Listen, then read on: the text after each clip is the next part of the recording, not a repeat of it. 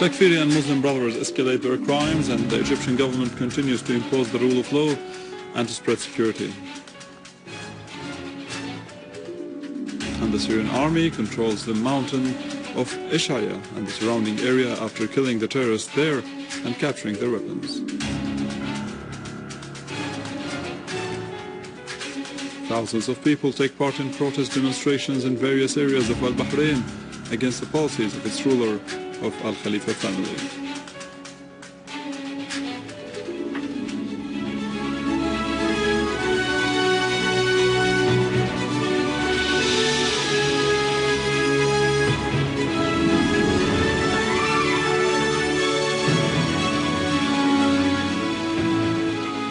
Good afternoon, this is news in English from the Syrian Arab Television in Damascus. Prime Minister Dr. Wael Halaqi asserted that more than 14 billion Syrian pounds were distributed among the people harmed by the current crisis in the country. During the inauguration of the 37th Annual Conference of the Syrian Dentist, Al-Halaqi said the government continued to secure the basic needs of the people living in nearly 900 temporary sheltering centers.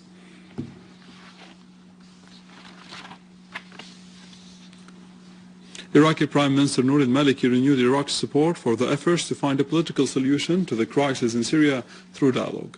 During his meeting of Mr. Jeffrey Feltman, Deputy UN Secretary General for Political Affairs, Mr. al-Maliki called upon the UN, the international community and the states of the region to exert pressure on various parties in Syria to sit at the dialogue table and to find a solution to the crisis. He warned against supporting extremism and terrorism by some parties in the region.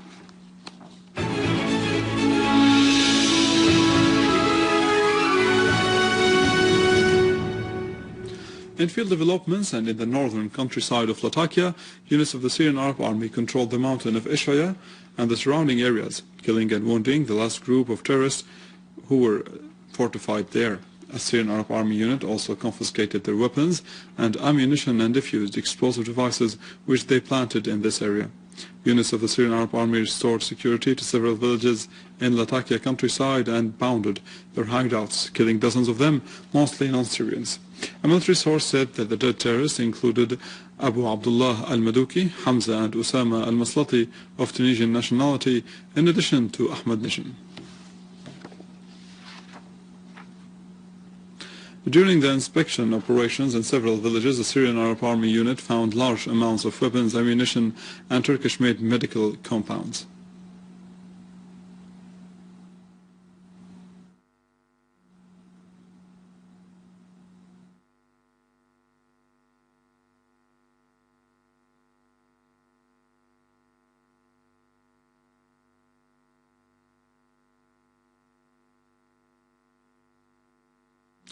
During an attack on a terrorist hideout in Al-Fayha quarter in Hama, a Syrian Arab Army unit captured various weapons and ammunition. During the attack, most of the terrorists were killed, including one of their leaders, called Hisham Abdul Razzaq al-Sahar.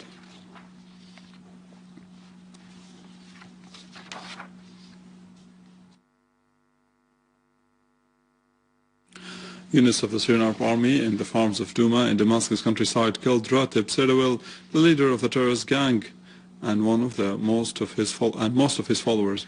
A Syrian Arab Army unit also destroyed the terrorist hideout of the so-called Al-Nusra Front in the same area.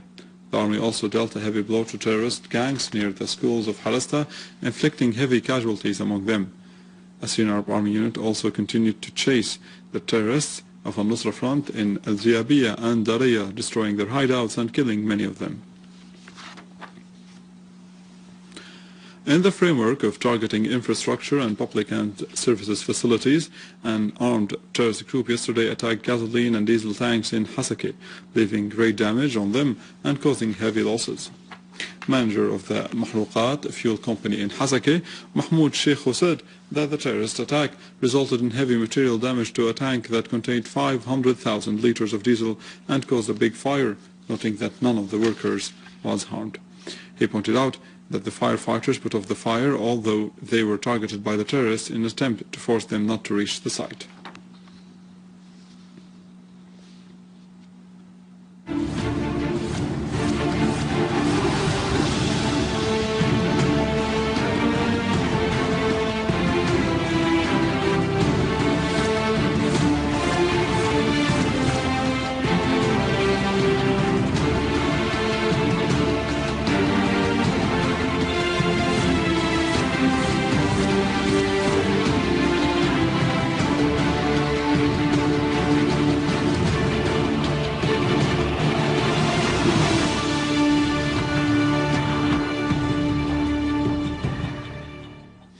In Egypt, a soldier was killed and 4 policemen were wounded in armed attacks on inspection points and a camp of the Central Security Forces in northern Sinai.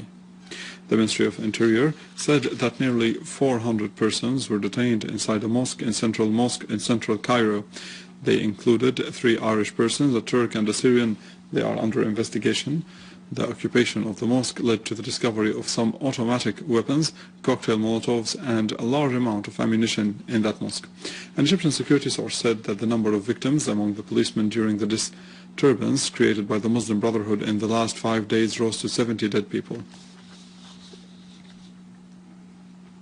In Lebanon, the General Directorate of Security detained 4 suspects of a network detonating booby-trapped cars in Lebanon.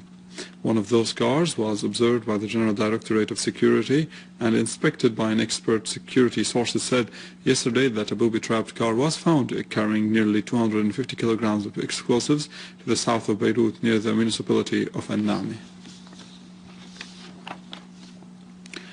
And in Bahrain, thousands of people participated in protests in different areas against the policies of Al Khalifa rulers.